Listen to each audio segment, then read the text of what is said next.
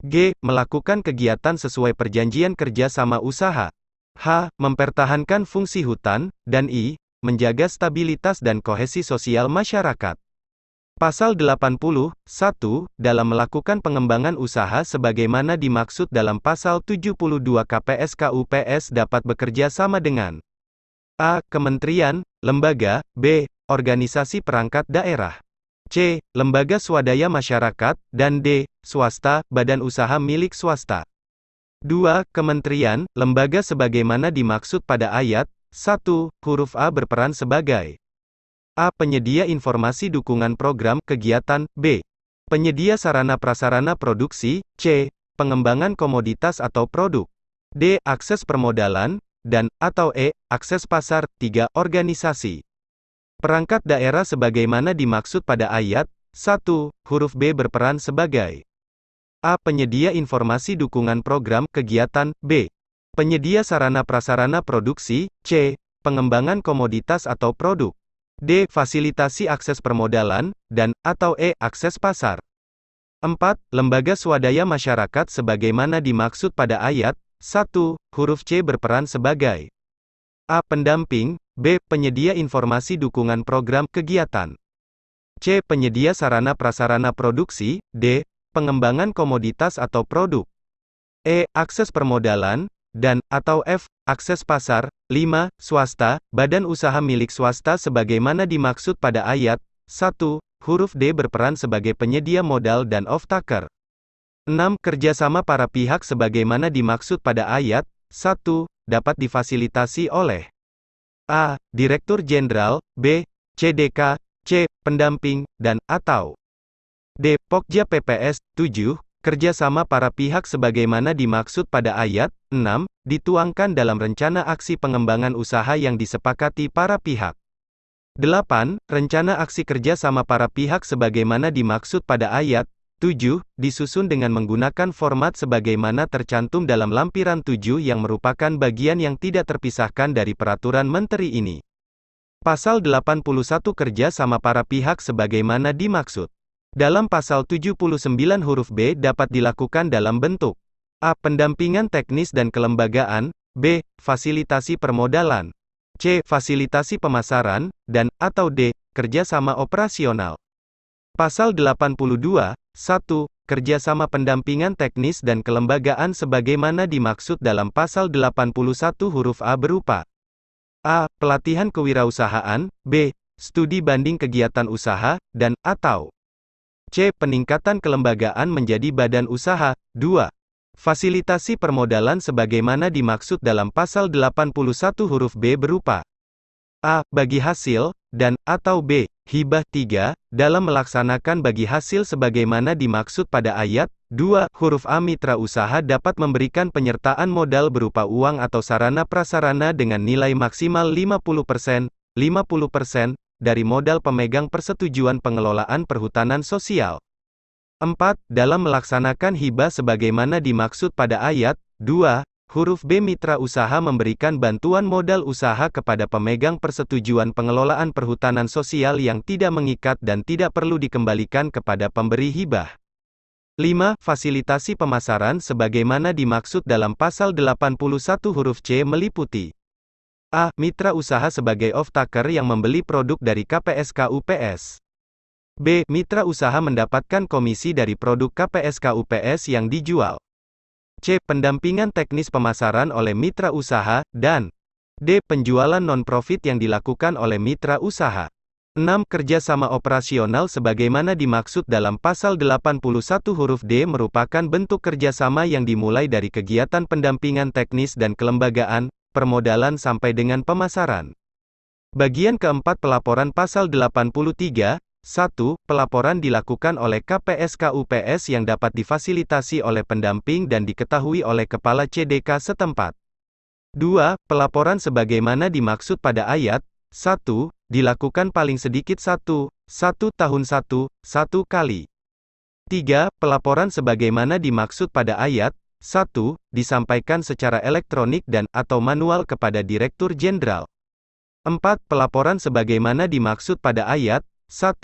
Disusun dengan menggunakan format sebagaimana tercantum dalam lampiran 8 yang merupakan bagian tidak terpisahkan dari peraturan menteri ini. Bab 4 Pendampingan Perhutanan Sosial pada Kawasan Hutan dengan Pengelolaan Khusus. Bagian ke-1 Umum Pasal 84, 1. Pendampingan Perhutanan Sosial pada KHDPK dilakukan oleh A. Pendamping pemerintah pada KHDPK, B. Penyuluh Kehutanan Aparatur Sipil Negara, dan atau C. Penyuluh Kehutanan Swadaya Masyarakat. 2. Pendamping sebagaimana dimaksud pada ayat 1, huruf A melakukan kegiatan pendampingan sebelum, pra dan sesudah, pasca persetujuan pengelolaan perhutanan sosial. 3. Pendamping sebagaimana dimaksud pada ayat 1, huruf B dan huruf C di samping sebagai pendamping berperan sebagai pembina pendamping pemerintah pada KHDPK sebagaimana dimaksud pada ayat 1, huruf A. Bagian kedua Kriteria dan penetapan pendamping Pasal 85. 1. Pendamping sebagaimana dimaksud dalam Pasal 84 ayat 1, huruf A harus mengikuti pengembangan kompetensi perhutanan sosial yang dilaksanakan oleh UPT setelah ditetapkan sebagai pendamping. 2. Pendamping sebagaimana dimaksud pada ayat 1, harus memenuhi kriteria sesuai dengan ketentuan peraturan perundang-undangan di bidang pengelolaan perhutanan sosial. 3. Pendamping sebagaimana dimaksud pada ayat 2, ditugaskan pada kegiatan kementerian difasilitasi pendanaannya oleh badan usaha milik negara bidang kehutanan. 4. Pendamping sebagaimana dimaksud pada ayat 1, dapat menerima biaya operasional dan atau areal kelola percontohan perhutanan sosial pada KPS. 5. Pendamping sebagaimana dimaksud pada ayat 3, ditugaskan sampai dengan akhir masa daur dan dapat diperpanjang. Pasal 86 Pendamping sebagaimana dimaksud dalam Pasal 85 ditetapkan oleh Kepala UPT, bagian ketiga pengembangan kompetensi pendamping. Pasal 87, 1. UPT melakukan pengembangan kompetensi pendamping pada KHDPK terhadap pendamping yang sudah ditetapkan.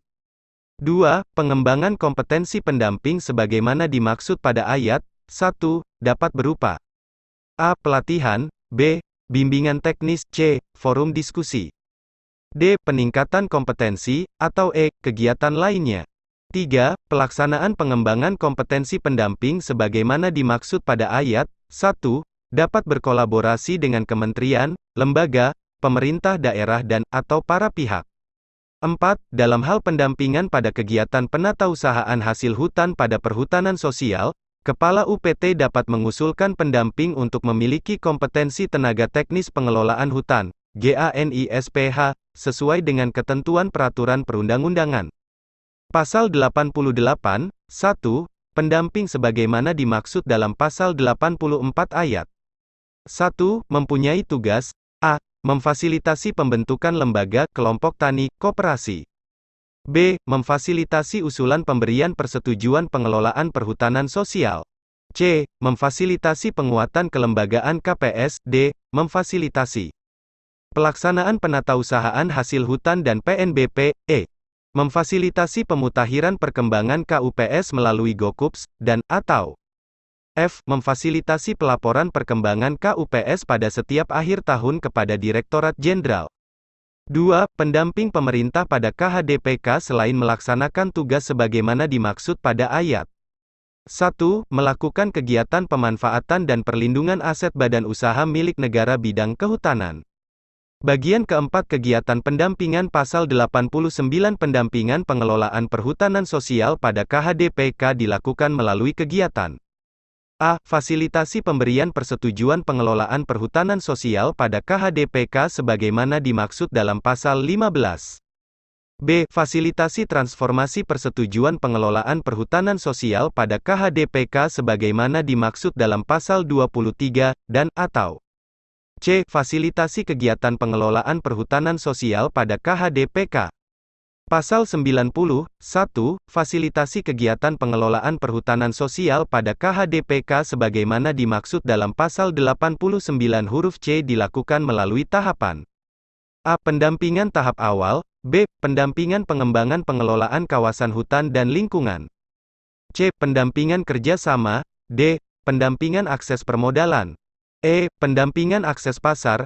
F. Pendampingan pengelolaan pengetahuan, dan G. Pendampingan pemantauan dan evaluasi. 2. Pendampingan tahap awal sebagaimana dimaksud pada ayat 1 huruf A dilakukan melalui kegiatan A. Sosialisasi persetujuan pengelolaan perhutanan sosial.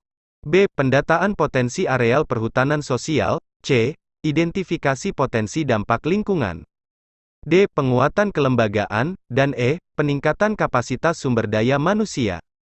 3. Pendampingan pengembangan pengelolaan kawasan hutan dan lingkungan sebagaimana dimaksud pada ayat 1 huruf B dilakukan melalui kegiatan A. Fasilitasi dan bimbingan teknis dalam penandaan batas pada ruang kelola persetujuan pengelolaan perhutanan sosial. B. Pembuatan dan penandaan ruang atau zonasi, dan C. Penyusunan RKPS dan RKT. 4. Pendampingan kerjasama sebagaimana dimaksud pada ayat 1 huruf C dilakukan melalui kegiatan A. Fasilitasi kerjasama dalam rangka penguatan kelembagaan dan tata kelola kawasan. B. Fasilitasi kerjasama dalam peningkatan kapasitas SDM, KPS dan KUPS, untuk penelitian sumber daya kawasan, dan C. Fasilitasi kerjasama dalam rangka pengembangan usaha. 5. Pendampingan akses permodalan sebagaimana dimaksud pada ayat 1 huruf D dilakukan melalui kegiatan A. Fasilitasi penyediaan informasi peluang akses permodalan usaha, dan B. Fasilitasi akses permodalan. 6. Pendampingan akses pasar sebagaimana dimaksud pada ayat 1 huruf E dilakukan melalui kegiatan A. Membuat daftar produk unggulan hasil perhutanan sosial. B. Menyiapkan informasi pasar melalui media elektronik, media sosial, dan C. Membangun jejaring dengan para pihak terkait. 7. Pendampingan pengelolaan pengetahuan sebagaimana dimaksud pada ayat 1 huruf F dilakukan melalui kegiatan pendokumentasian proses mulai dari perencanaan, pelaksanaan dan pemantauan, publikasi, diseminasi pembelajaran melalui media elektronik cetak kepada para pihak. 8. Pendampingan pemantauan dan evaluasi sebagaimana dimaksud pada ayat 1 huruf G dilakukan melalui kegiatan pemantauan kesesuaian antara perencanaan dan pelaksanaan RKPS, perubahan yang terjadi, hambatan, dan tantangan. Bagian kelima pengawasan pendamping pasal 91. 1. Direktur Jenderal melakukan pengawasan terhadap kegiatan pendampingan pengelolaan perhutanan sosial pada KHDPK. 2. Pengawasan sebagaimana dimaksud pada ayat 1 dilakukan melalui pemantauan dan evaluasi. 3. Direktur Jenderal menugaskan Kepala UPT melakukan pemantauan dan evaluasi terhadap pelaksanaan pendampingan paling sedikit 1 kali dalam 1 tahun. 4. Pemantauan dan evaluasi sebagaimana dimaksud pada ayat 3 dilakukan melalui pengamatan dan penilaian terhadap pemenuhan tugas sebagaimana dimaksud dalam pasal 88. 5. Dalam melaksanakan pemantauan dan evaluasi, Kepala UPT dapat melibatkan Dinas Provinsi, CDK, atau Pokja PPS. 6. Hasil pemantauan dan evaluasi disusun dalam bentuk laporan secara manual atau elektronik melalui aplikasi yang ditetapkan.